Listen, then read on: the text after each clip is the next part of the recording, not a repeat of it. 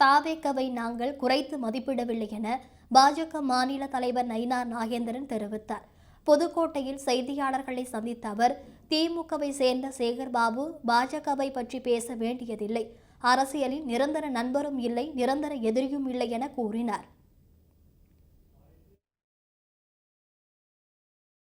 ஆட்சி பொறுப்பு ஏற்ற உடனே நீட் தேர்வை ரத்து செய்வோம் சொன்னாங்களா இல்லையா?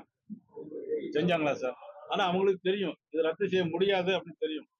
சுப்ரீம் கோர்ட் உத்தரவுப்படி இது அன்னைக்கு இருந்த அவங்க கூட்டணியில் உள்ள அரசாங்கம் கொண்டு வந்த நீட் தேர்வு, அதை நாங்க ரத்து செய்யறோம்னு சொல்லி போய் சொல்லி ஓட்ட வாங்கினாங்க. 1000 ரூபாய் மக்களுக்கு தருவோம், மகளிருக்கு தருவோம்னு சொன்னாங்க. 2.5 வருஷமா தரல, பார்லிமெண்ட் எலெக்ஷன் வரைக்கும் தரல. அதுக்கு பிறகு ஏன் கொடுத்தாங்க? ஆட்சி வரணும், பதவிக்கு வரணும், அது பொய்யான வாக்குறுதி. இன்னொன்னு, அடுத்தால என்ன பண்றாங்க? சொத்து வரியை கூட்ட மாட்டோம்னு சொன்னாங்க, சொத்து வரியை கூட்டிட்டாங்க. மின்சார கட்டணத்தை 2 மாசத்துக்கு இருக்கத 1 மாசத்துக்கு மாத்தணும்னு சொன்னாங்க. சொல்லியிருக்காங்க, செஞ்சிருக்காங்களா?